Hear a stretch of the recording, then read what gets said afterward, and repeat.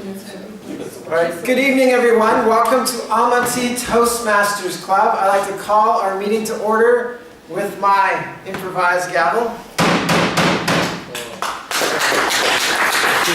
My name is Tom Barkowski. I'm the president of Almaty Toastmasters Club, and we became an official club December 2013.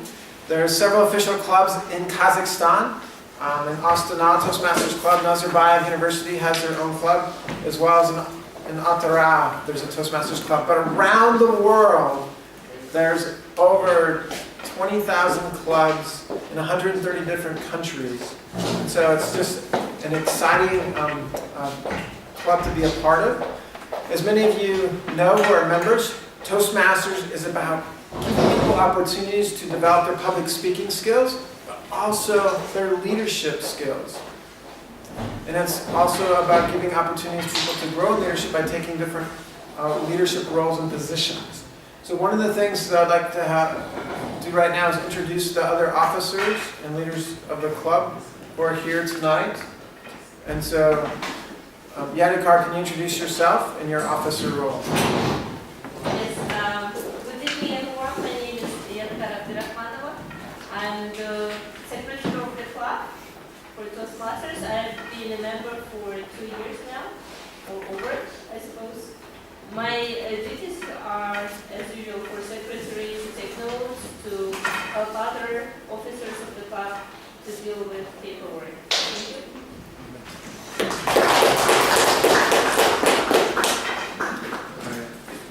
you. And Greg, can you introduce yourself and your officer role? Hi everybody. He's the sergeant at arms right now, normally. Hi everyone, my name is Greg Heber. I'm the treasurer, as Tom said. Basically looks after all the finances of the clubs, counting all the money and making sure that it's spent correctly. That's it, I think. So It's a pretty simple role, so whoever wants to be treasurer next time when the elections come up, put your hand up because it's a piece of cake. all right. So some of our other officers aren't here tonight, but we have a vice president of public relations, a vice president of education, who is supposed to be our Toastmaster tonight, Bigzad Hakimov, fell ill unfortunately today. So I'm stepping in as Toastmaster for today. And that's one of the things that we do as officers. We try and help each other when there's needs, or stepping in and filling roles that need to be filled in our club. So, but elections are coming up, so if you're interested in being a part of the leadership team and helping out with education, publicity, other spheres, you can come talk to me. Other members of the nominating committee are Aisha, raise your hand please, Gauhar, Dalet, member of the nominating committee, and Yadikar, or myself, so come talk to any of us. If you're interested in becoming a member, you can talk to Greg about payment, and you can talk to any of the other officers or leaders about what you need to do. You have to fill an application, you have to give an ice-breaking speech first, which you'll see an example of those tonight, as well as taking one of the roles like all counter, timer, or grammarian. So let me introduce the people who help run our meetings. Because our meetings, we learn by doing. No one stands up here and tells you how to give a speech. You come up here, you give a speech, and then you're evaluated. But in order for our meeting to function, we have different people who take different roles. Tonight our all counter is Madhyar. Can you please explain your role as all counter? Sure. Good evening everyone.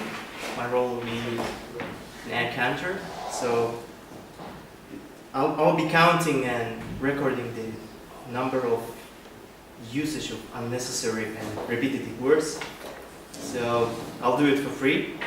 That will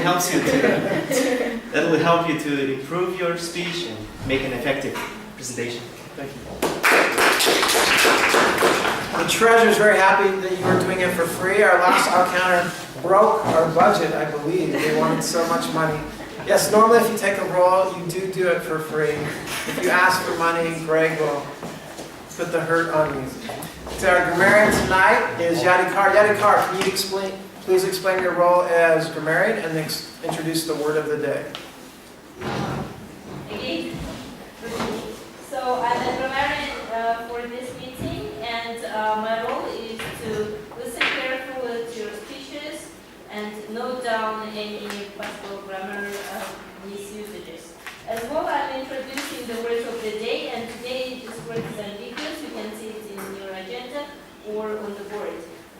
every speaker should try to use the word of the day as many times as possible. The meaning of the word ambiguous means doubtful, wavering, unclear, or confusing. For example, the agreement is very ambiguous and open to various interpretations. So I'll also count down the how many times the word of the day was used, and I will present my short report at the end of the meeting. Thank you. All right, does everyone understand what ambiguous means? Gauhar, tell us, what does ambiguous mean? Well, You nodded your head. You must... ambiguous means something, unclear and you're not, so, it's not decided. It's not unambiguous. Yeah, it's not unambiguous as by the word. But something unclear, I would say. And what are we supposed to do with this word? Andre? You're supposed to use it as much as possible. Yes, as much as possible. Yadikar's explanation was not ambiguous, it was clear. We know the definition, you know what you're supposed to do. So thank you for making it very clear. A third role that we have for today is a timer, and that is John Saya. Can you please explain the role of timer? Good evening, everyone. Today I'll be a timekeeper. So I have 3 cards. First is green. Green means you've reached your minimum length of time. Yellow means you're between maximum length and minimum length of time. And red means you're out of time. So if I show you red card, you better stop. But you can just finish your sentence. And, so please keep your. So for you're given all the times in the sheet. Yeah, given. So try to do the time.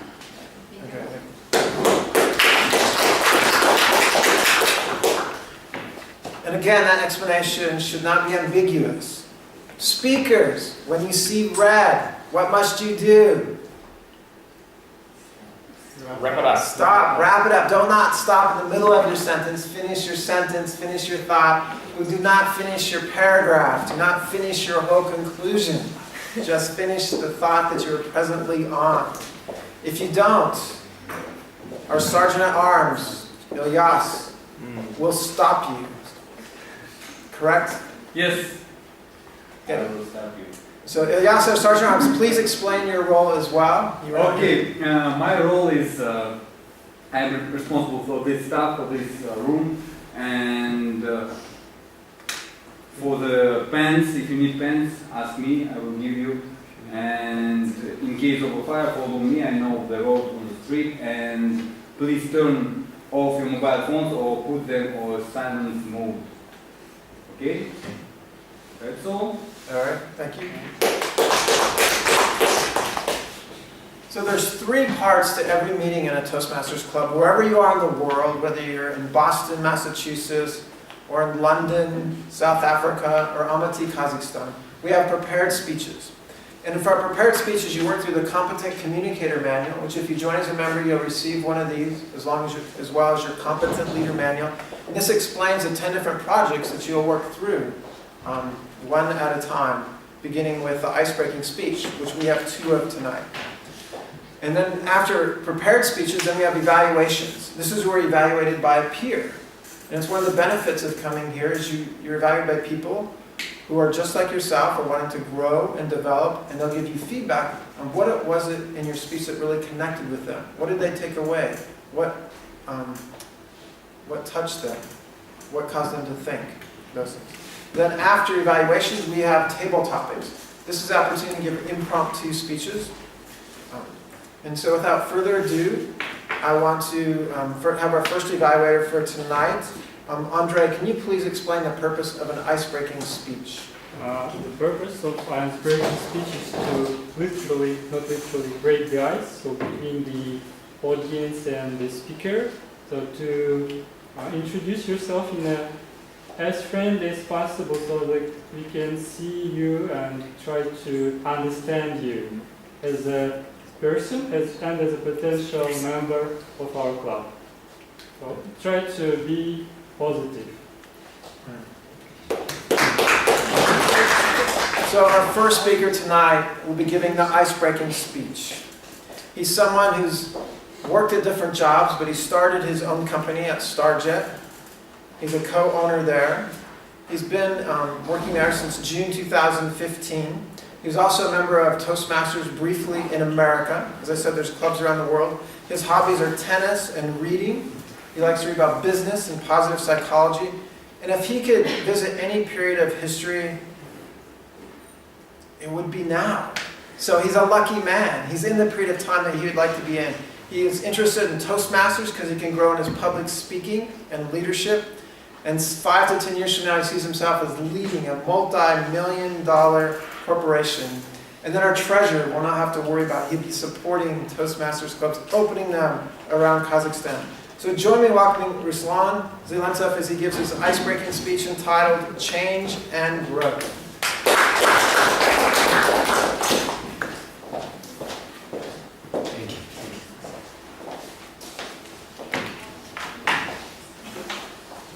There are two types of people that I want to talk about.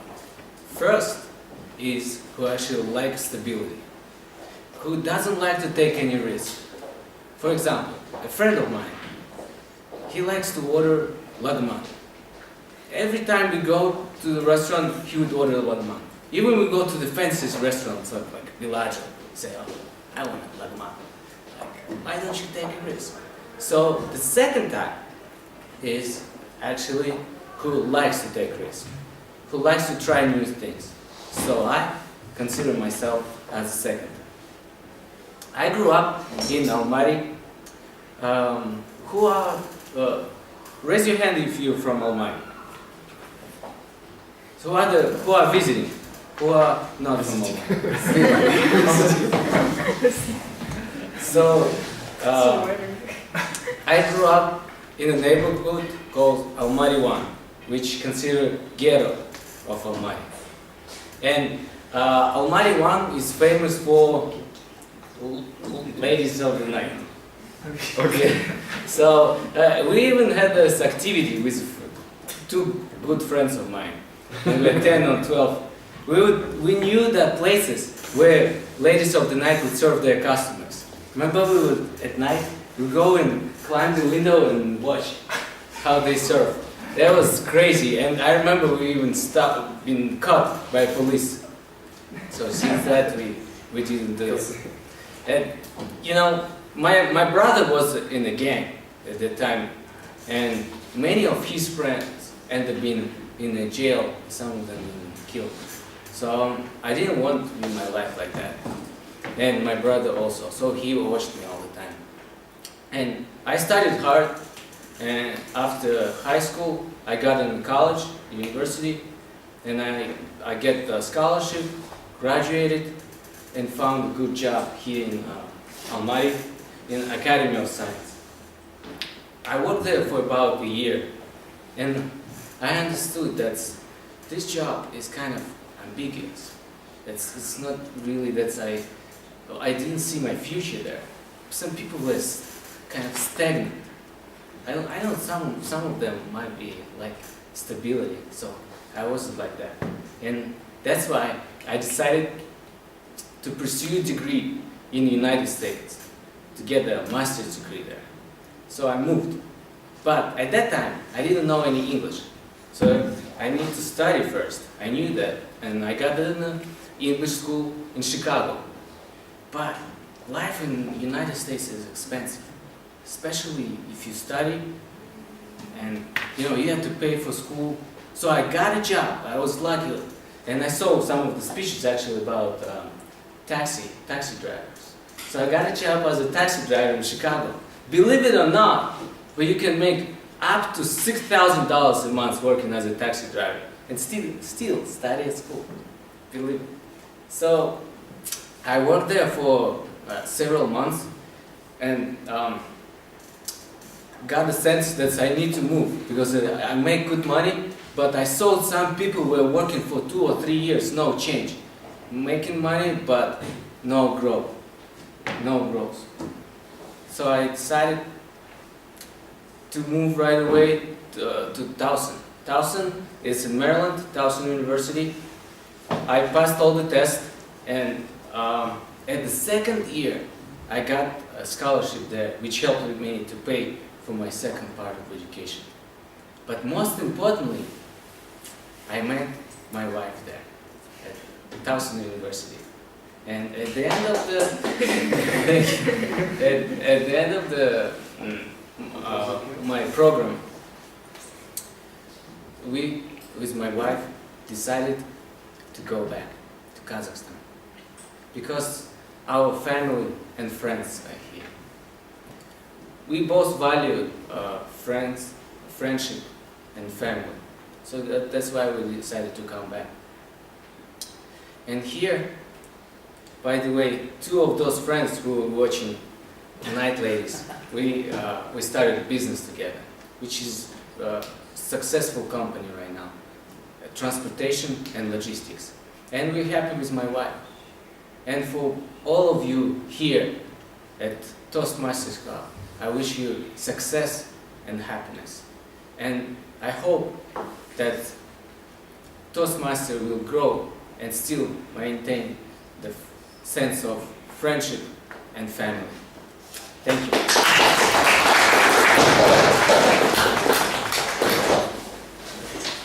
It was such a great speech, the chairs are falling down. So that was a great example of an icebreaker and just helping us to get to know Ruslan much better and throwing a little humor in there as well. Well, our second speaker tonight is doing project number 2. Before I introduce her, I want to have our evaluator for project number 2, which is Jadra. Can you please explain the purpose of project 2? Good evening, dear friends. I'm creating project number 2 today, which is called Organize a Speech. While delivering this presentation, speaker needs to make sure that the speech has clear structure and smooth transition, so the audience can easily follow the ideas the speaker trying to deliver. Well, our next speaker is a very positive person, so I'm not quite sure her speech is entitled Criticism. It makes me very interesting to understand. So she works at KBTU University. She's been there since August 2015. One of her hobbies is writing. So I'm assuming this will be a great speech because she's probably written it all out with good transitions, good structure. And if she could live in any period of history, it would be the Victorian period because she likes the morality and values of the Victorian period. So, and she's a person who enjoys the friendly atmosphere here at Toastmasters. So join me in welcoming Arai Lim as she gives project number 2 entitled Criticism.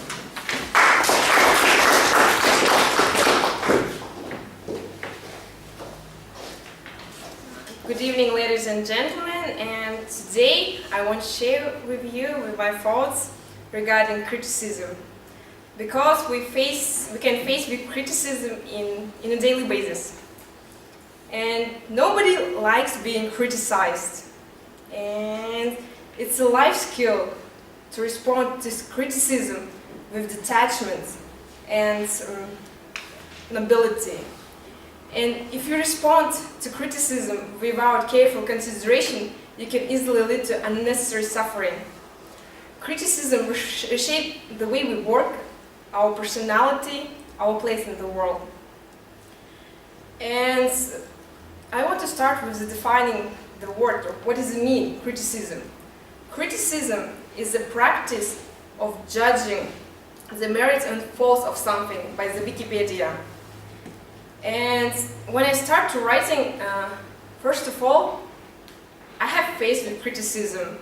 And it was in 2015 because it was my first job.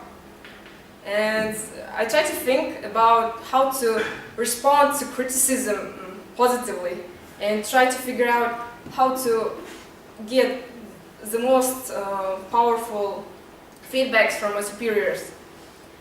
And I want to start with the quotes of the great philosopher Aristotle, which claimed that to avoid criticism, say nothing, do nothing, and be nothing. And I totally agree with this statement because when you don't express your thoughts, when you don't express your opinions, you just become miserable. You become just nothing. And another great quote that that I looked, it was the quote of Bob Dylan. Don't criticize what you can't understand. Do you face with criticism your preferences? Maybe in books, maybe in movies, maybe in music? And it's hard to accept this criticism when someone criticizes your values, your faith, or your dreams. And I want to continue with the quote of the great politician of the past century, Winston Churchill, which he claimed that criticism may not be agreeable, but it's necessary. And I have understand this during this 9 months, because it's like human body. When you have untrained body, you can feel the pain in your body, and criticism is that pain when you face it. And it's necessary in order to have like trained body, and in order to be great professional, good person, you have to face with some criticism. And from this statement, I opened for myself that I need to be more open to criticism. And I really appreciate the constructive approach to criticism when people can freely express their thoughts. However, often we can abuse someone with our words. That's why I found out and try to use the HL method for criticism. I will try to explain. HL method is honesty. It's just being straight in what you're saying, being straight and clear, and love. I don't mean romantic love, what you're expecting, but just wishing people well, just wishing people be good. And it's hard to judge someone or to criticize someone like strictly when you love those person. It's just to criticize someone with honesty and love. This is my approach. And I faced with 2 superiors in my job. One of the superiors was saying me like, Araylam, I really appreciate your work. Like, without you, I couldn't survive. And it was like inspiring me to do more and more and more. And it was so big incentive for me to continue my work. Or another superior who was always criticizing me, just not good enough. You try not hard. It was something that I suppose that was not constructive because I'm trying so hard. It was ambiguous from his side, I suppose. And what do you think, like, incentive you when someone criticizing? Just how do you respond to criticism? And what incentive at work do you follow? I found that my desire to work depends on my positive superior. And this is a very point because from the Deloitte survey, I found out that 80% of people are dissatisfied with their jobs. And I assume that it's because some superiors or some bosses just criticize them so much they just dissatisfied with them. And I want to end with one quote of Daisaku Ikeda, which is claimed, it's much more valuable to look for the strength in others. You can gain nothing by criticizing the imperfections. That's all. Thank you.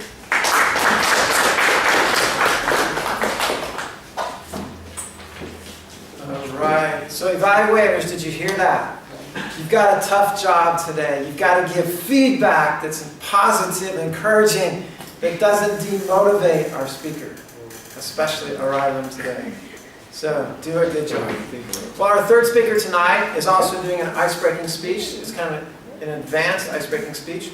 But Galhar, can you please remind us again of the goal of an ice-breaking speech?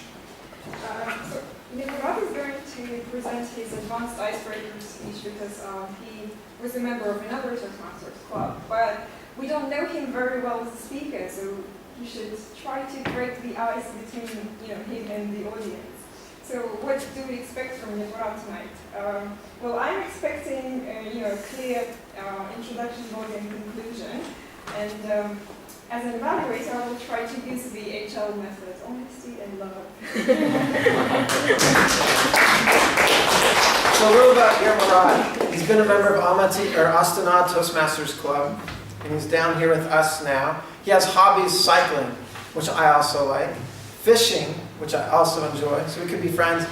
And he likes football, but he didn't say American football or soccer. So which one is it? All right. So enjoy. He also works at the Winter Universiade Organizational Committee, which he enjoys being there. And he likes Toastmasters because it's a place where you can sharpen your public speaking skills and widen your circle of friends. So hopefully he will widen his circle here while he's in Almaty. And if he could visit any period of history, it would be to be at the death of Genghis Khan. And he said it so that he could watch where all the gold is buried with his body. So he's interested in those things. So join me in welcoming Yermarat as he gives us his speech entitled Icebreaking Speech. It's very unambiguous what his speech will be about. Thank you. 3 months ago, I was sitting exactly at this place. I was just sitting there, chilling for the first time in Almaty Toastmasters Club this year. And the Toastmaster, as I remember, Alia, she asked everyone to introduce themselves, like where they work, what they do, why they came to Toastmasters Club. And everyone was saying where they work, what they do, and how they found out about Toastmasters. I remember my answer exactly what I said. I said, hello everyone, my name is Yermurat. I'm from Astana Toastmasters Club. I'm currently jobless, and I hope that my answer won't be the same next week. Luckily, Alia wasn't Toastmaster next week, so there wasn't any questions about asking where they work. So, Mr. Toastmasters, dear members, dear guests, today I'm standing here trying to break the ice. But before that, let me ask one question. What kind of things actually can really affect someone's life? Newborn baby affects someone's life, the family grows bigger. Traveling affects life of the traveler, and some problems, of course, affect someone's life. What affected my life? There is currently 2 things, and in my speech, you'll try to find out what kind of things affected my life. On the 5th grade, I grew up in Almaty. Once I was on a duty in the school. It wasn't duty of the class, it was duty of the school. You just go and check the extra shoes of the people at the entrance. You press manually the bell at the exact time. Just for the 45 minutes, you stand there and just wait for something will happen with your partner. And the man came in one day. He was looking for his little brother to pass him the keys. My partner went after that little brother, and the man was standing there and was asking about my school life, school grades and stuff. And before leaving, he asked me, hey kid, you study hard, because I didn't study hard and my future wasn't bright. You study hard and your future will get brighter. How many people in your life told you that you have to study hard? Your mother like 1,000 times, your teacher 10,000 times. But I don't know why exactly that man's words stuck in my mind. Something clicked. And after that, when I had the choice to play football or study my homework, I chose my homework. I don't know why, but I really studied everything that I had to study after that. After school, I applied to the Kazakh-Turkish high school. In Kazakh-Turkish high school, studying was not very hard. You had to stay there 5 days for the rest of your 5 years. And I didn't stay there because my brother was studying there. I lived close to the school. At 4 o'clock I come home, throw my bag, take my football stuff and go play football every week, every day, every evening. But my grades were nice. Teachers at the parents' meeting told my mother, "Your son studies really good, his grades are nice. Even though he doesn't stay at school, he should be studying at home, which is good." But my parents, of course, were confused. How come? This kid comes after school, plays football, but still his grades are good. Yeah. After school, I applied to Singapore University.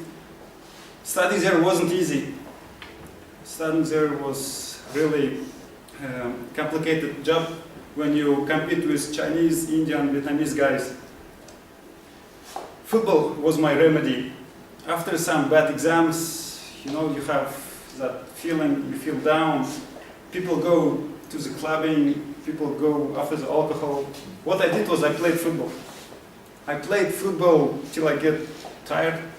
I play football with Vietnamese, with people I don't know. And it was my really my reload.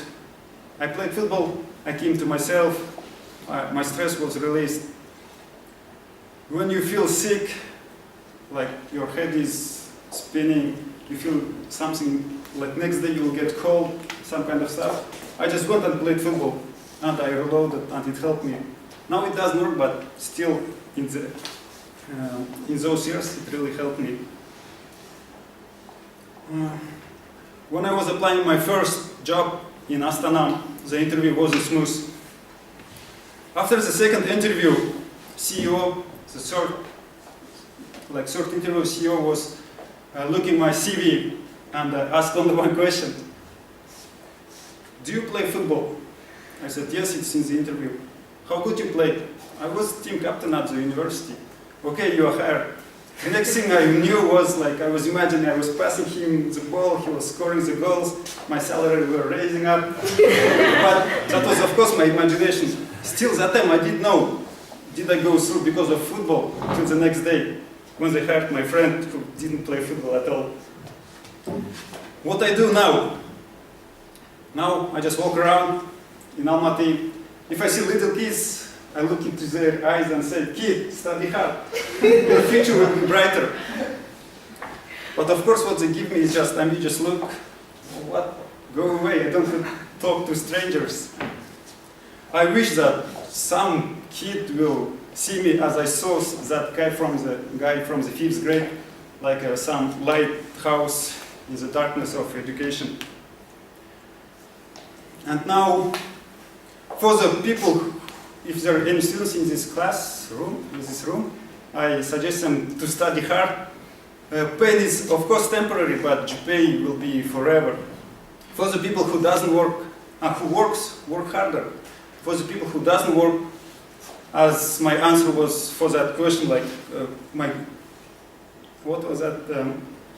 I'm jobless next week. I hope my answer won't be the same. But next week my answer was the same, and the week after next, after that my answer was still the same. So please don't lose your hope. And of course, getting into Toastmasters doesn't get you your dream job, but what I think is getting into Toastmasters is definitely the way to go after your dream job. Thank you. Thank you, Marat. Well, that was an excellent ice-breaking speech. We feel like we got to know much more about you. Well, our fourth and final speaker tonight is doing project number 8. Dalet, who's the value, could you please explain to us the purpose of project number 8?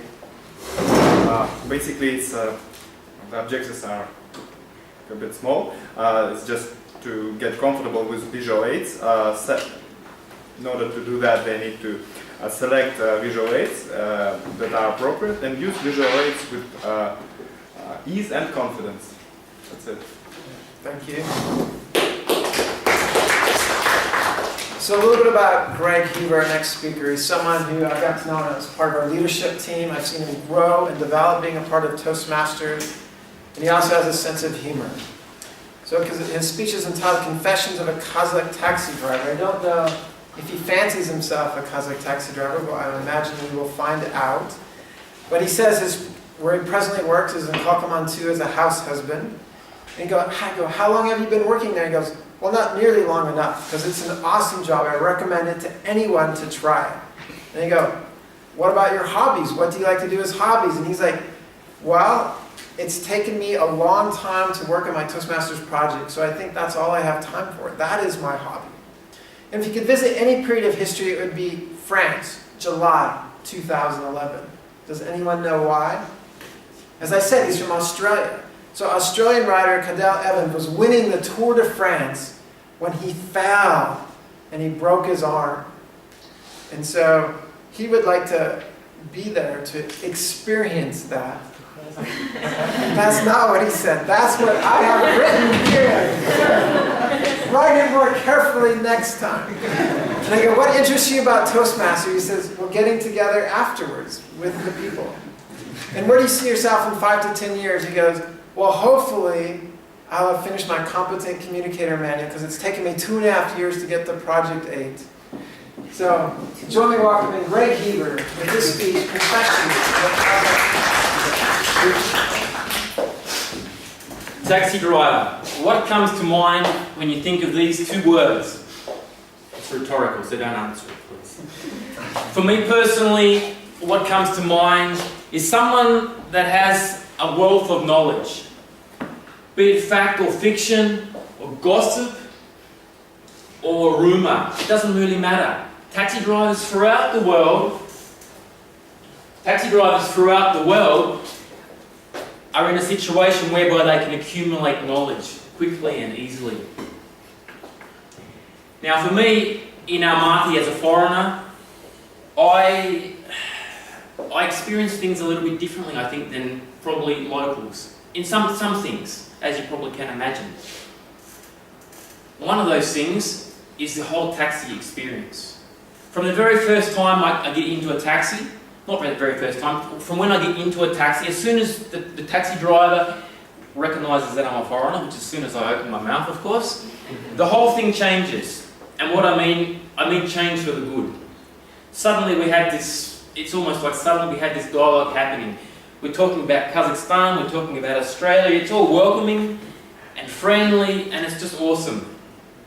So today, I want to share with you, not some stories, but perhaps my perception of Australia through the eyes of a Kazakh taxi driver. I call these confessions. Now the first confession is a simple question. How large is Australia compared to Kazakhstan? It's a pretty easy question, I think, to answer, maybe. We all know that Australia and Kazakhstan are both very large countries. In fact, Australia is ranked 6th out of all the countries in the world by area, and Kazakhstan is ranked 9th. So there's almost 200 countries in the world, so by any measure, both countries are very large.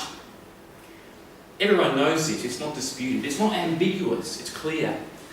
But what is perhaps not so clear, particularly for the Kazakh taxi driver, is how much bigger, or even if it's bigger at all, is Australia than Kazakhstan? Because every taxi driver likes to think, well, you know, Kazakhstan top 10, can't be that much difference between 8th and 7th and 6th.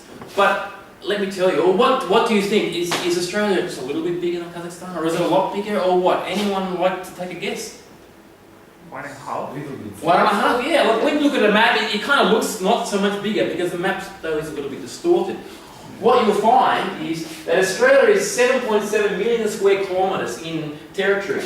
Kazakhstan, there it is there, Australia. Kazakhstan is 2.7 million square metres in kilometres.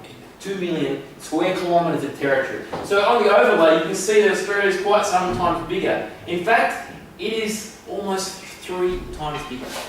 Now that fact, the average taxi driver is not aware of. Let's get to confession number 2. Climate. Now let me pose a question to you again. When you think of Australian climate, what one word comes to mind? Anyone? One word. What? Hot. Anything else? Desert. Okay, anyway, and that's understandable. It comes to my mind as well. As Australians, we actually call Australia the sunburnt country. And this invokes visions of beach and sand and sun and heat and desert, everything that you've just mentioned, right? Well, it all depends, doesn't it? Because you see, Australia being such a large country, it can be affected by lots of different weather conditions at different times due to different geographical factors. Now we have a tropic of Capricorn which runs right through about here, which basically means that everything around this line and north, so heading towards the equator, is hot. It's always hot. The only differentiation in the weather is precipitation, which is rain, and humidity. They don't have the 4 seasons like we do have here. They have wet season and dry season, but it's always hot. But now we look down here. All the areas in the southern parts of Australia are affected by this huge landmass down here called Antarctica. What that does is that it affects these weather conditions. It can be hot here as well, and it often is. But on the other hand, it can also be very cold. The Arctic currents and ocean currents and the wind streams basically make these waters along here freezing at all times of the year.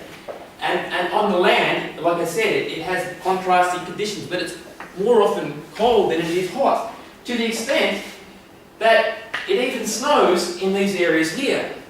Now, it snows in Australia? Well, the average taxi driver is not aware of that, believe me. Next confession. Now this is my favourite one. If there is one thing that symbolises Australia more than anything else, it is this. What do you think I'm talking about? See, I didn't think you'd get that, but you know, you guys are better than the average taxi driver, obviously. Okay, that's it. It's the kangaroo. But I don't want to talk about the kangaroo today as such. Everybody knows about the kangaroo. It's pretty, you know, such a unique, special animal that everyone grows up learning about. I want to talk a little bit about what the kangaroo, how its status is in Australia, and how it is basically commands such a status from an international level. And I want to do this basically by sharing with you a couple of examples. And one of these is, as a foreigner in Almaty, or as anyone, if you're listening to some of the conversations that I listen to in a taxi drive, in a taxi, you would think that the word Australia and the word kangaroo are actually synonyms. Well, what do I mean by that? Well, let me give you a little dialogue to help you out here. Imagine you guys are in a taxi. This is not me now, this is you guys. Taxi driver's here. Where are you from? You're sitting there, I'm from Shymkent. Taxi driver, Shymkent? And that dialogue is actually one of the million that you'll have in your lifetime. Not a dialogue about Shymkent or not something that you would say to a taxi driver, but a dialogue whereby when the answer to a question is then repeated back in either an exclamation, Shymkent, or as a question, Shymkent? Now, compare that to my experience in a taxi. We got kuda. Я из Australia.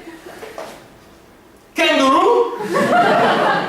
This is a true story, and this happens more often than you would think. And what is happening here, I don't really understand it. I really don't. But all I can imagine is that the word kangaroo has transcended its own meaning. It now means other things. And that shows to me what the status or the reverence that the kangaroo has. I wasn't moving my slides there. Kangaroos. The average Almaty taxi driver just loves them. Okay. Probably, that's it. Probably today you've either learned something about taxi drivers in Almaty, or maybe you've learned something about Australia. Or maybe you haven't learned anything. That's what I'm guessing, because you guys are pretty all switched on. From my experience here, and I've been here quite a long time, I understand that you guys, including all your fellow citizens on the street, even the actual average taxi driver, are very well educated and you're very well informed about events, more so than the average person from another country, particularly Western countries, who I a little bit ashamedly say we're a little bit ignorant about a lot of things in life. That's just how it is. But you guys, that's one thing you cannot say. You're not ignorant about general things. And I think that is something which should be applauded and celebrated. And I think that you should be very proud of that fact. And it's something which, something that's a great thing. And you should be very happy about that. So, thank you.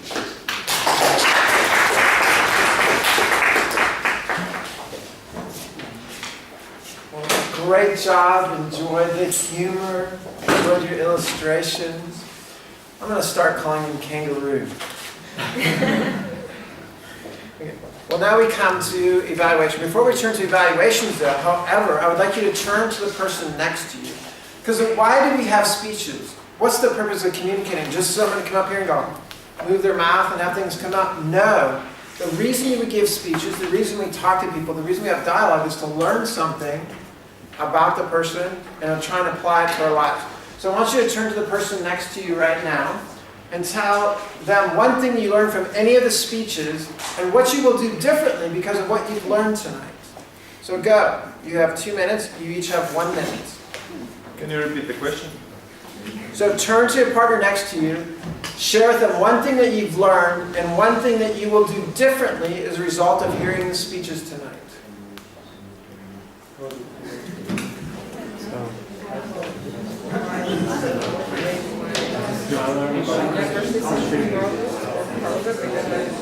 Really think to see the world because some people and some children working on computers, playing movies, but it's great and fun and totally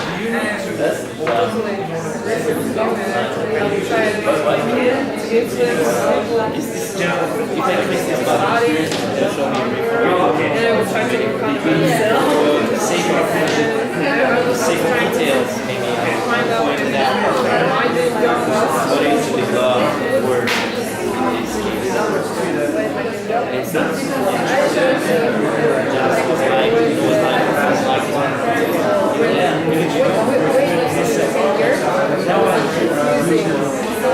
I think it always just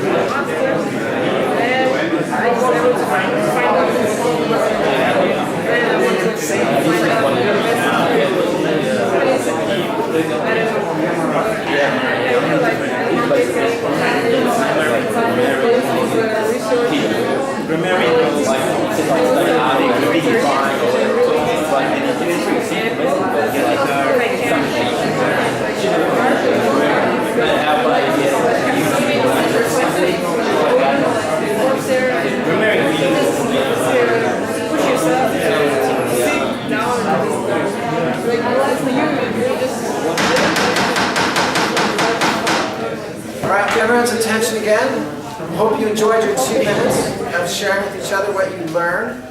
And hopefully you will grow and change as a result.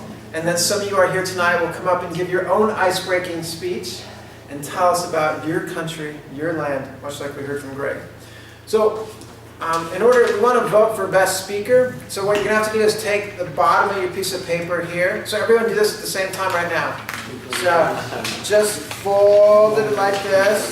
You need 3 pieces of paper. Best speaker, best evaluator, best table topic speaker. So just tear it better than I'm tearing mine. So here you go. Just rip that paper. You're going to need 3 pieces of paper to vote. So do that at the bottom right now. And so, wait. Before you write who you think the best speaker was of our 4 speakers, think about who you think is good, what was good about it. We want to hear from our evaluators first. Maybe they'll change your mind about who you think the best speaker is. So let's invite our first evaluator, Andre. Andre, come up and evaluate for us Ruslan's ice-breaking speech, please.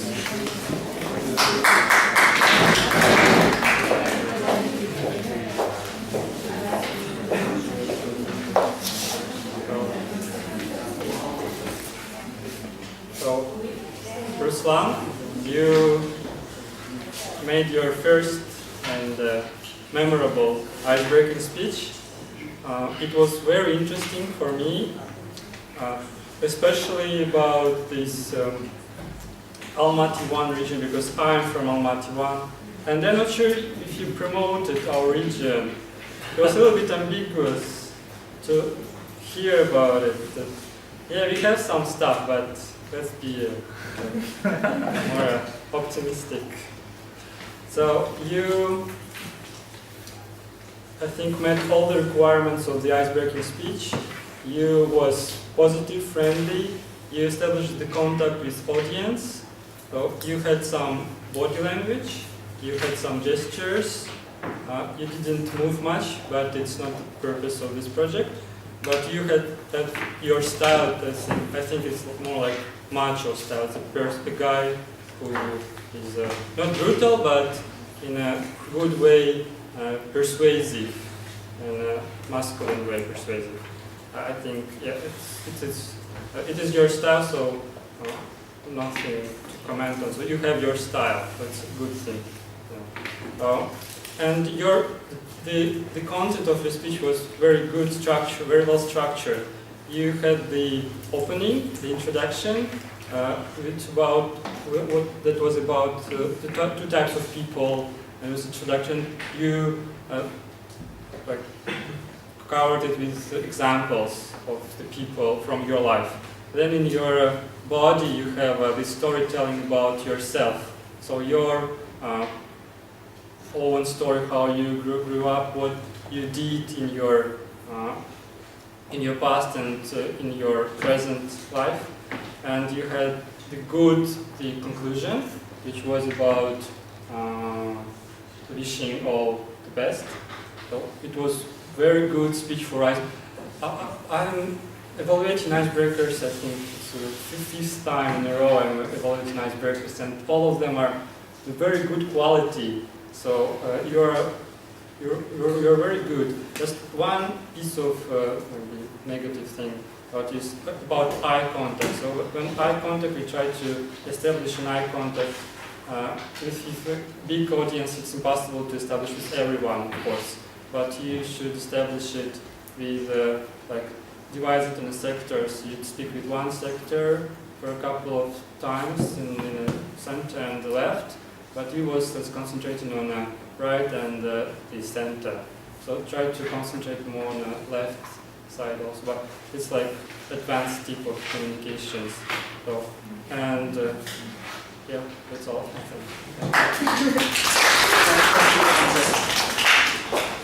Well, our next evaluator tonight is Jadra, so remember, be positive and not too much criticism, because that's what her speech was about.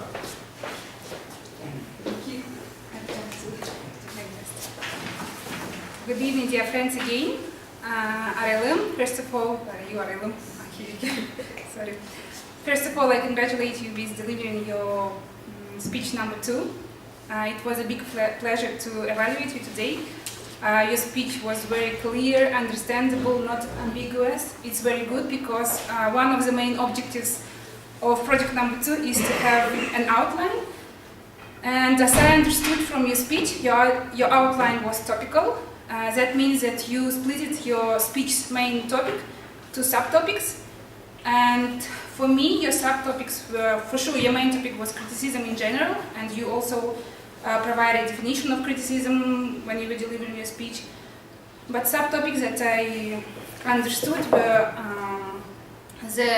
your experience about criticism, your attitude, and importance of criticism, but at the same time, threats of using not appropriate criticism.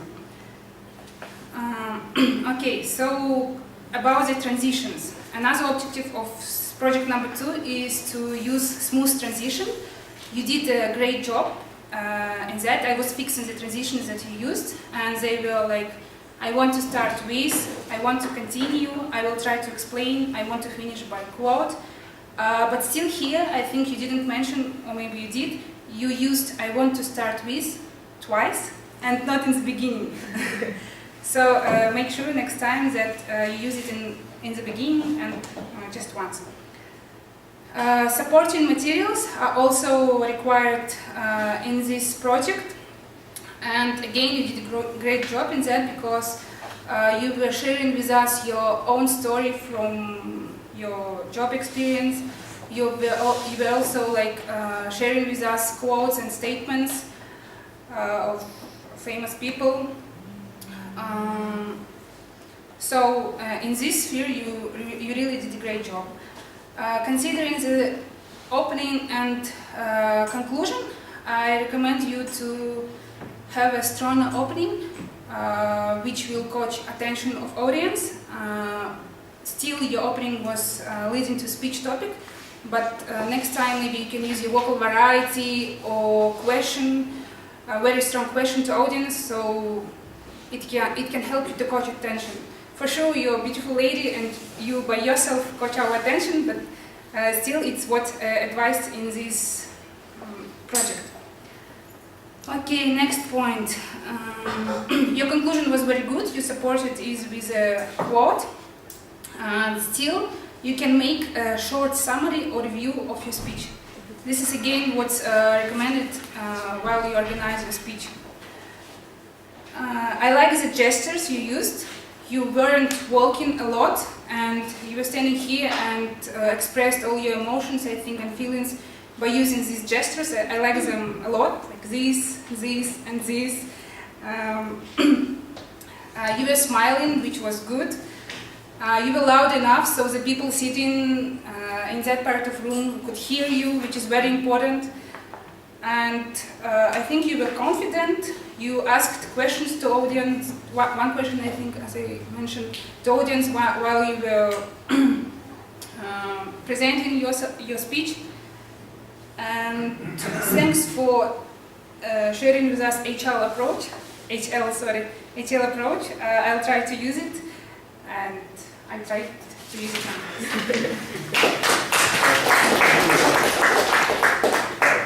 Our third evaluator is Gauhar. We're evaluating your Murat speech. Please come up and give us your evaluation.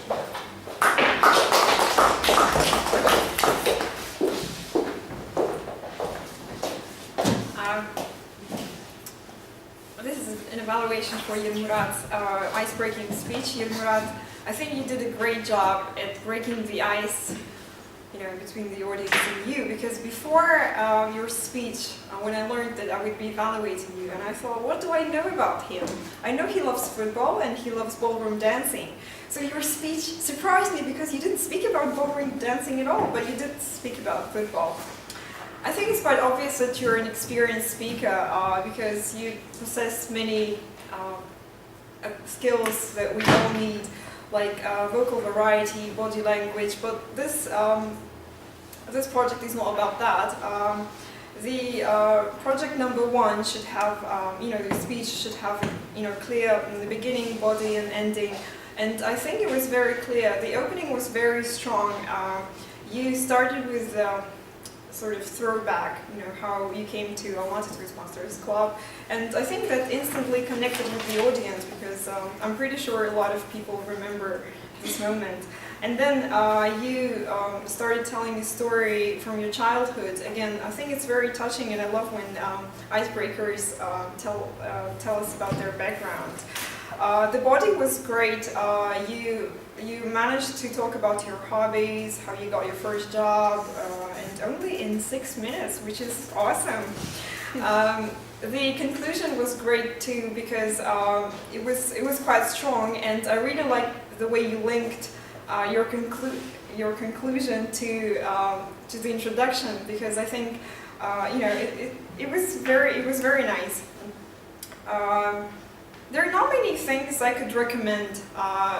You did use your notes, which I think at your level you shouldn't be doing that. And then in your conclusion, you were trying to make a point and you forgot your point. And I think it's understandable in the body when you're trying to present new points. But in your conclusion, I think you should have gone through it one more time when you did your preparation. But overall, your preparation was adequate.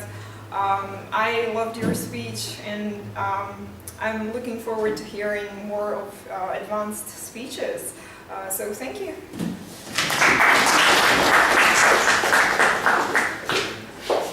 think it's unambiguous that you're positive on his speech. And now I'd like to invite Dalet up to evaluate Mike's project number 8.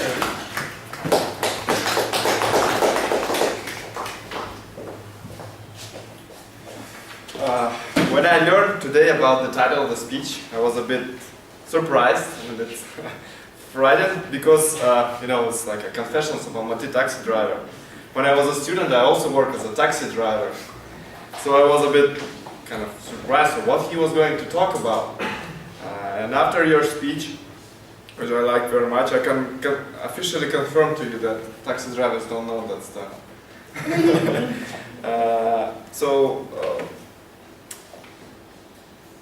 Very creative approach to project number 8, and I liked your humor, which was present throughout your speech. Your volume of voice was very professional and was very easy to hear, even though I sat very near to you, but I bet that other people heard you as well. Was very cognitive for me and for other people, so I learned a lot, even though the title of your speech was kind of more humorous, but I really learned a lot about your continent, and I understood that you really love your country, the country of your origin. So yes, and there is only a couple things I want to mention for you. It's just the eye contact. You probably realize that in the beginning you was kind of not looking at me, and other people was looking at the wall. So next time, please avoid this. And it was a bit stumbling in the beginning. So though it was a bit better than the last time. So yeah, but in a good way. So, but in the end, it was very smooth and very comfortable to hear to you. And those who understand your humor and expect more and more of your speeches yet to come. So I remember that the last time when we were talking, you said, "Oh gosh, I made only like 3 speeches. I make only every year 1 speech a year." So you made quite a huge progress. You made like 5 speeches within half of a year, right? So yeah, congrats on that and keep on going. So we will see another competent communicator. Thank you very much. All right, thank you. So, some of you were not listening. Your votes are already up here. You're supposed to listen to the evaluators first, then rethink who you thought the best speaker was, then send your vote up. We're going to send them all back. No, I'm just joking. So, if you haven't yet voted for Best Speaker, please vote for Best Speaker, pass it up front. But not only do we want to vote for Best Speaker, but part of Toastmasters is learning how to give feedback. It's not just giving a speech, how to give feedback, because you have to give feedback to your boss, to your colleagues, maybe to friends or families in different situations. So we also want you to take that second piece of paper and vote for the Best Evaluator. So, and again, when you vote for Best Evaluator, one of the things I want you to think about, who gave the type of feedback that would make you want to come up here and give a speech? Saying, I can give a better speech because of that feedback. So that's what we want. We want evaluators who are helping us to improve, but also encouraging us, giving us that motivation to say, yes, I can do this and I can be better. So pass up the Best Speaker, and then also pass up the Best Evaluator. And we'll pass those up front so we can count. And now I'd like to turn it over to Nur for our table topic session entitled Vacations. And so, as we all know, vacations is something wonderful to think about. This time of year, people are planning where they're going for the summer.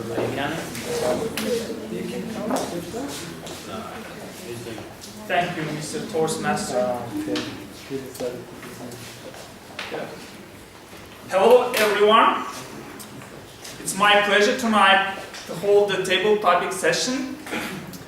The name of the table topic session tonight is Vacations.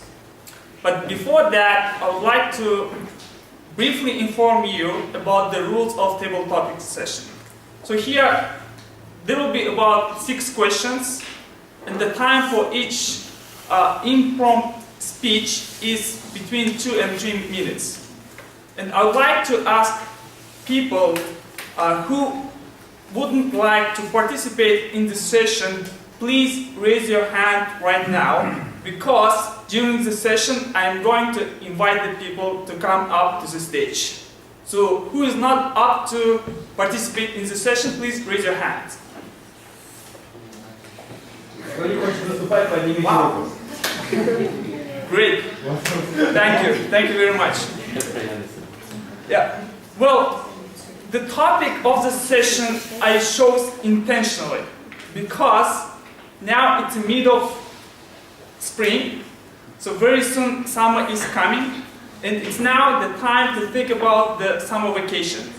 And especially, we are going to have May holidays between 1st of May and 9th of May. So there are, for 1st of May, 3 days, for 9th of May, 4 days. So some of you who would like to have longer vacation, you can just take these 3 days off in the middle and you can enjoy more than 10 days of vacation. So therefore, tonight I would like to discuss your experience, your ideas or your opinion about vacations, and I would like you to come up here and to share with us the best stories about the vacations. So in the end, I hope we will vote for the best story, but not for the best answer. Okay, so first question, my first question tonight for this session is, what is your best vacation you have ever had? Please. Your name, please? Yirkiwan. Yirkiwan. Okay. So, good evening. My name is Yirkiwan, or you can call me just Eddie, Edward. That's my English name. So, the question was about the best vacation I've ever had. So, I've been in Europe 1 month ago. So, I've been in several countries. And first of all, in Budapest, and Austria, Vienna, Germany, Munich, Barcelona, Spain. So it was the very best vacation I've ever had, because it was such a good opportunity for me, because there are countries that I learned something new in these countries, and I like the beautiful buildings and a lot of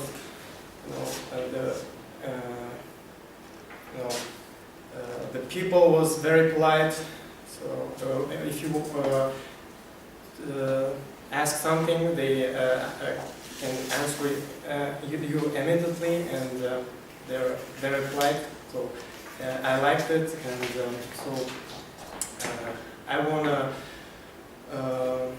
try to go to United States, because it's also good, and I hope I will go there next year. So,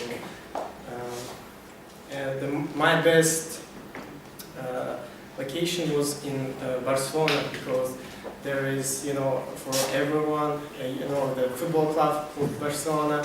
Then we've been there, so we saw a lot of, players and the fan of this club. So it was such an opportunity for me. Thank you very much. Thank you, everyone. Well, my best vacation actually was so far when I was traveling in Scotland 6 years ago. I visited Loch Ness Lake, and I fell in love with nature in Scotland. But my second question is totally opposite. It's about the worst travel experience. So far, my worst travel experience was in China, when I went there first time. Well, there was a heavy snowfall, and I remember I got stuck, and I had to stay there more than 4 days.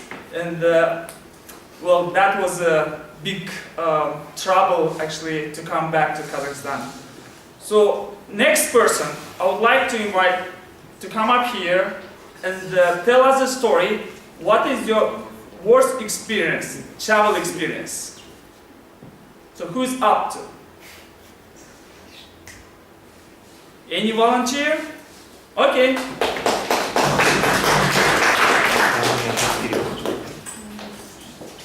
Your name, please? Carla.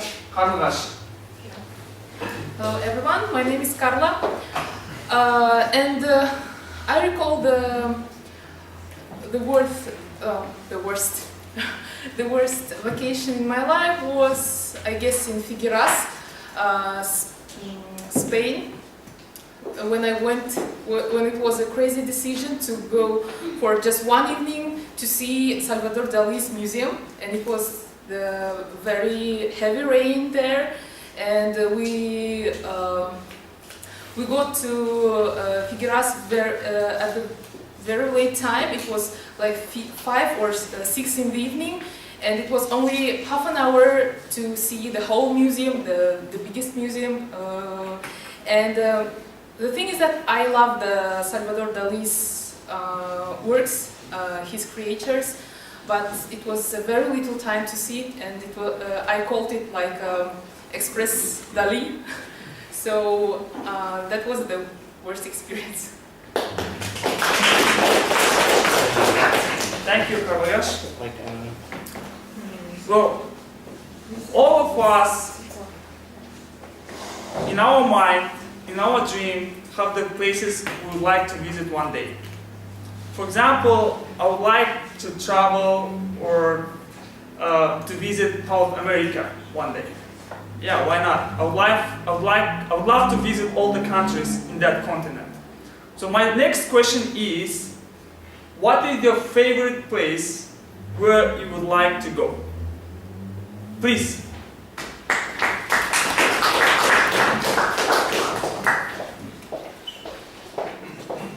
Your name? Laurian. Laurian. Yes. Stage is yours. This is a very easy question.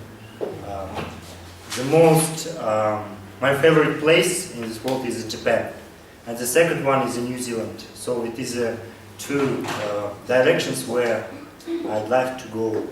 I love to go. Why Japan? Why New Zealand? Because of their ancient histories. Japan is very famous for its samurais, geishas, and I want to go there and to see samurais and geishas by myself, yes. And why New Zealand? Because it is very famous by its Maori warriors, and I want to go to rugby game there and to see this haka, you know, this dance where they do like this and scream and show their ugly faces like this. So I want to go there to see it by myself. Thank you. Thank you, Dorian.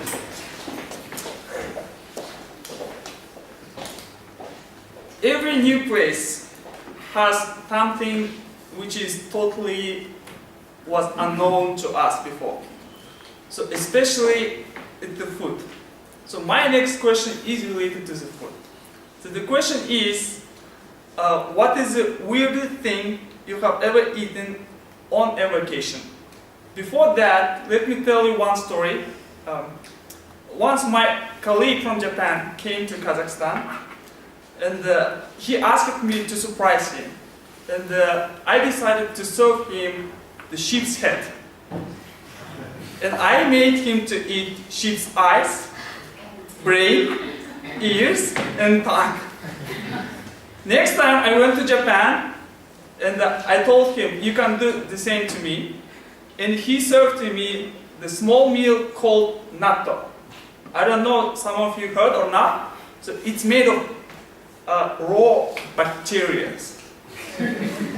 That was awful, but I loved it. So my next question is, what is the weirdest thing you have ever eaten on a vacation?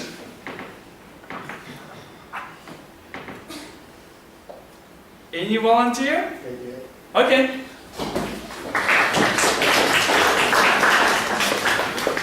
name, please? Siri. Siri? Great. Stage is yours. Thank you.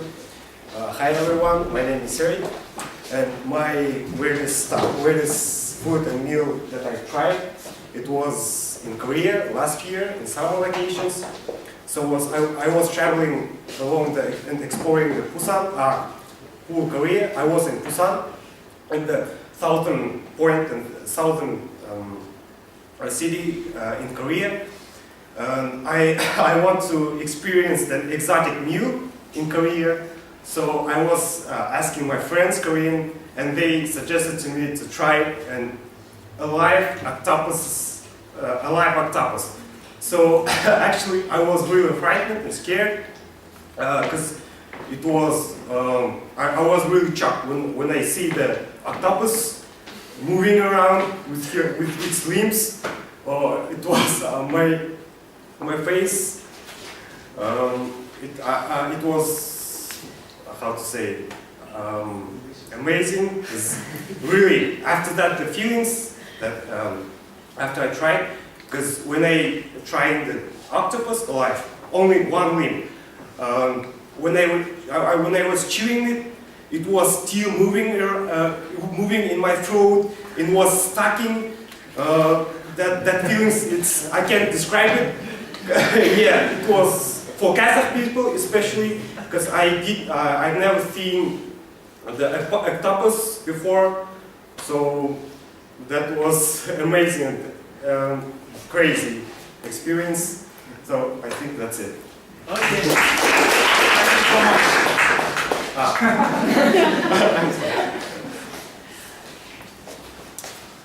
Well, my next question is related to some wishes which never came true.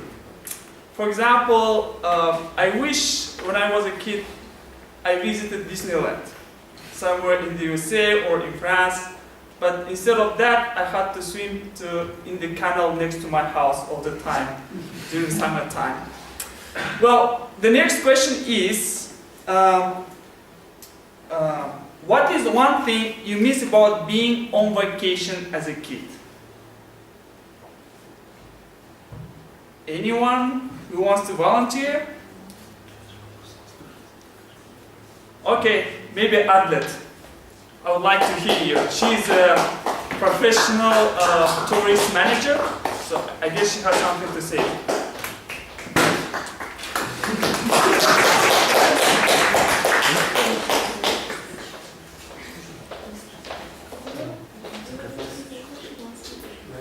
The question is, what is one thing you miss about being on vacation as a kid? Well, as a kid, where would you like to go? Oh. I don't know. That's kind of a hard question for me because when I was a kid, I don't remember exactly where I wish I could go because when I was a kid, we lived in a village, and I loved living there. And you know, village gives a kid every opportunity that he wants to have, a playground to play and a river to swim. And that's why I think I don't remember any kind of particular wish to have. To experience, but maybe as you did, maybe I also wanted to once upon a time to visit Disneyland, and I still didn't, my dream still didn't come true, but I hope that in the future I will be able to accomplish it. Thank you so much. Well, the last but not the least question of our session tonight. So my last question is, well, currently devaluation happened, the economics is not so well, so I guess our salary is also didn't increase, yeah? So maybe it's now a bit harder to go abroad. But my question is, if money were no object, where would you like to go on vacation? Ilyas.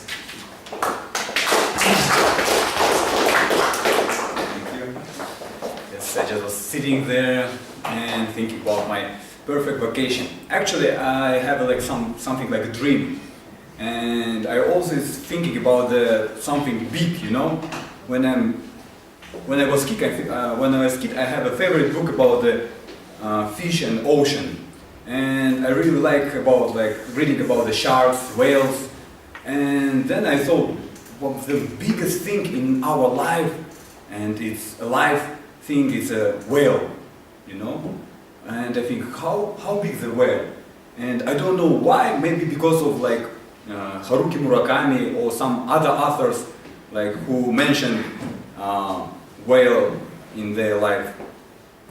And I started to dream to see the whale. And first of all, I wanted to kill some whale, you know, like in the ship and be in the ocean and to kill them.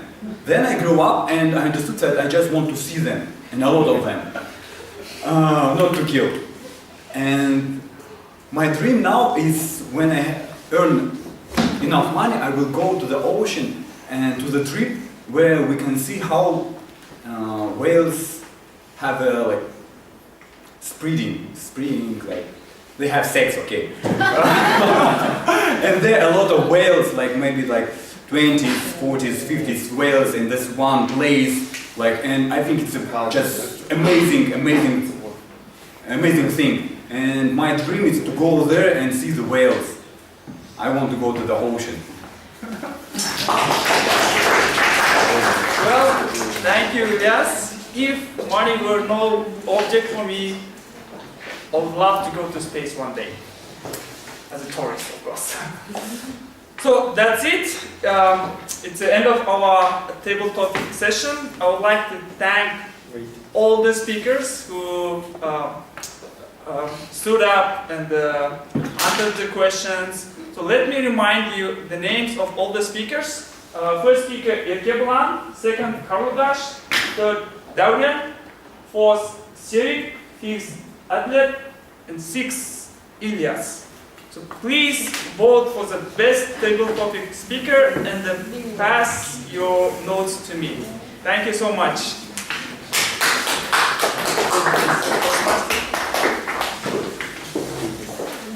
All right, well, thank you for some excellent and interesting questions.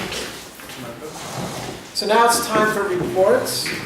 I'd like to call on Medyar to give his all-counters report.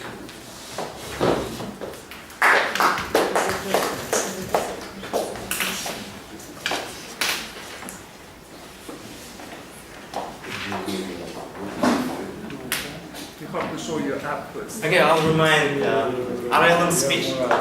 Be open to criticism. I won't be ambiguous. I'll tell exact number of the filler words, repeats, and maybe your beloved word. I'll start with Toastmasters. Sorry, Tom. It's your beloved word is so. Yes. You said it 15 times. And arms 4 times, and 9 times. Well, 4 times. You used that okay. So total 32. Yadikar grammarian, only once.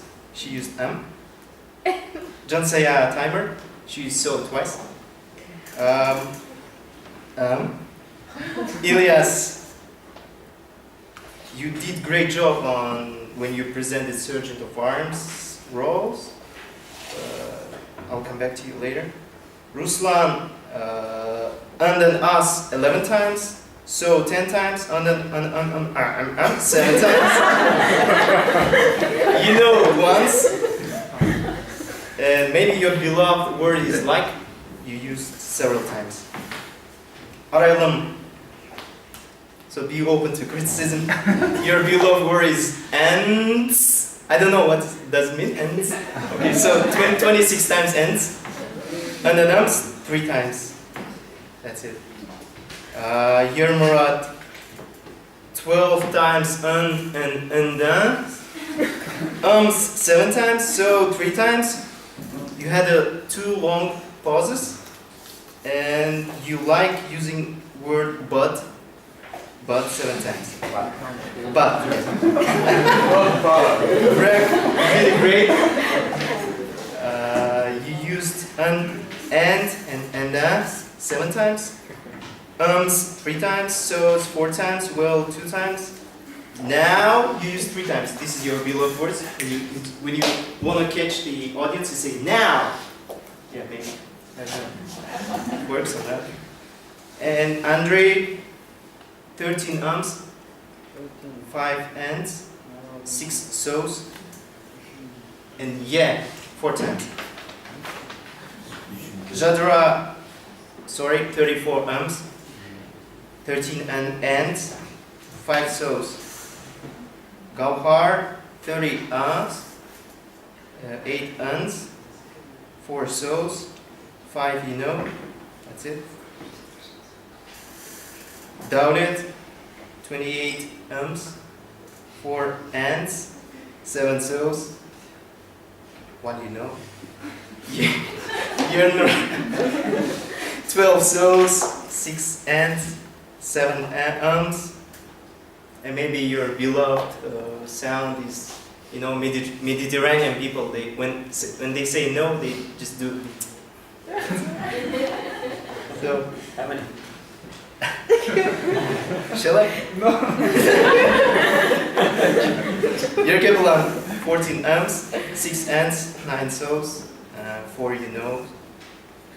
Karla, 10 ums, 4 ands, 1 so. That's it. Darian, 5 ums, 1 so. That's it. Serik, 8 ums, 2 ands, 4 so. And twice how to say. Adnet, 5 ums, 2 ands. Elias, 10 us, 2 you know. That's it. That is the most thorough counting we've had in quite a while. And it's one of the few counters that has dared to take on the Toastmaster. So good job. So he used the app. So Toastmasters is entering the 21st century. We've got apps and different things as well. I'd like to call on Yadi Karjagmary to come up and give her report.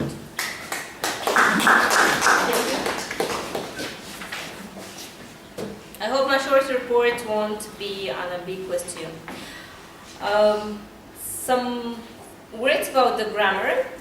The first speaker said, and my brother also did something, so it's better to say, so did my brother, just a shorter form. And a couple of very spoken phrases like no change, no something. So if you incorporate that into a sentence, it becomes without any change or changes. And a number of speakers obviously made mistakes with articles, which I'm also not very good in. And of course, prepositions, some examples like you said at the second year instead of in the second year, the second, like apply without for, somebody used, and face, when you face something, you don't have to say with, you just face it. A couple of times said saying me, like, but it must be saying to me. There are some things we misuse when we talk about things which are far and close to us. For example, in these countries instead of those countries. For example, to go back instead of come back, because you're already here in Kazakhstan, so you should say we decided to come back, for example. And things which are directly translated from Russian into English, such as I open to myself, which sounds really weird in English, where you can actually say in English, I discover it or I comprehend it. And speaker number 2, the most obvious mistakes you make are, because you quoted several people, you said, which, like a quote Aristotle which said. Yeah. So when we speak about people, it's always who, of course. And the most obvious things that I heard from you, comfortable to hear to you. I suppose it's better to say to listen to you. Yes, you feel more comfortable. And hey kid, you study hard. So it's an advice. It should be you should or you must study hard. How big a whale? So that's not a question, and it's better to say how big a whale is or was. And the number of people misused the tenses, so please keep in mind the revision of your grammar for the future speeches. Thank you. Oh, yeah, I forgot the word of the day. The word of the day was really actively used by a lot of speakers. Speaker 1, speaker 2 used, our accounter used, and the winner, of course, Tom, who used it 3 times. Thank you.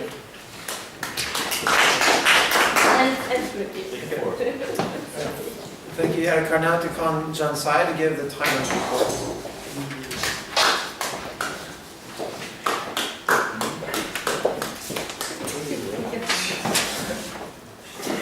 I'll give you a short report about time. So meeting started at 9:32, like 2 minutes late. So first speaker Ruslan spoke for 5 minutes 11 seconds, which is okay because you had like 6 minutes. Aralum spoke for 6 minutes. Yermurat spoke for 7 minutes 17 seconds. A bit run out of time. And Greg spoke like for 9 minutes and 6 seconds. So, but I like the presentation, so. And then evaluators. Andrei spoke for 3 minutes. Jadras spoke for 3 minutes and 54 seconds. You had like 3 minutes for evaluating. Gauhar spoke for 2 minutes and 30 seconds, which is okay. And Daulia spoke for 2 minutes and 26 seconds, which is also good. And table topic, we had 18 minutes. You spoke for 18 who's the Yeah, sorry.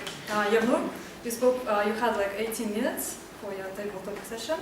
And you had like, your total time was 21 minutes, 22 minutes, and you used like 18 minutes. All table topic speakers, Yerke Blanc, Alukash, Daurian Sirik, Adlet, Ilyas, all spoke for less than 2 minutes, and you had like 2 minutes to speak. And then Yadekar spoke for 3 minutes 12 seconds. Madhyar ran out of time a bit, like he spoke for more than 3 minutes, and you had like 2 minutes to speak. That's it, thank you.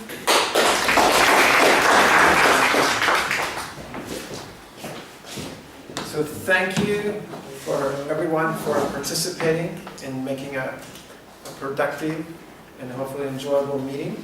I'm waiting for a final report. So we're on to announce our best speaker, our best evaluator, and our best table topic speaker. First of all, we'll start with best table topic speaker.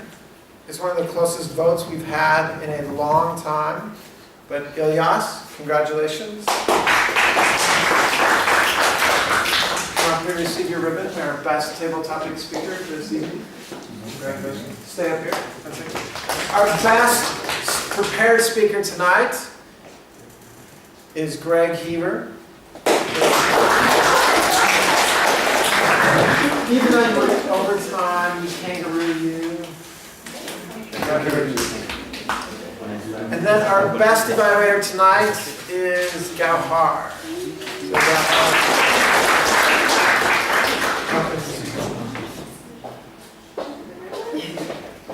So congratulations. Congratulations all. Afterward, you need to take a meeting with the 3 of you by your sign, right out there. For best. Before I adjourn our meeting, a couple last items of business. Any announcements? If you're interested in being one of the officers, please come up and talk to us immediately after the meeting. Because again, talk to Aisha, Gauhar, myself, Yadikar, Daulet. We're going to have a brief meeting afterwards to talk to those who are interested in being an officer. In addition, we want people to sign up for roles for the future. If you want to give a speech, the first opening is not till May 4th. So if you're thinking about giving a speech, you need to sign up now for what's coming up ahead. Also, for our Sergeant at Arms, Ilyas, the other thing is if you're new here tonight, raise your hand if this is your first time here today. So if this is your first time, Ilyas has a sign-up list, so come see him to get your information, because we communicate through email. You can always check our website or check us out on Facebook to find information. But we also send an announcement out because there's socials and different things going on. Is there anything from our, any socials happening tonight? Can anyone want to make an announcement about the plan, where we're going? I think we go to the Basilica, yes? Yeah, we will go to the Basilica to eat some. Okay, so normally after meetings we gather for people who want to hang out and grab something to eat or grab some tea or something to drink. And Basilica is located where? Shevchenko by Zakova. Please follow me, I know short road. And so for our next meeting, if there's any members, we need a Toastmaster and we need a table topic master and one evaluator. All the other roles are filled except. Oh no, we need a grammarian as well. He'll be gone. He'll be gone. Why? But if anyone wants to be table topic master or evaluator, I guess we also need grammarian and odd counter. So remember, to become a member, you first have to fill a role like grammarian, odd counter, or timer. Does anyone want to be grammarian? Any grammarians for next week? And Jen say, okay. And what about odd counter? Randy?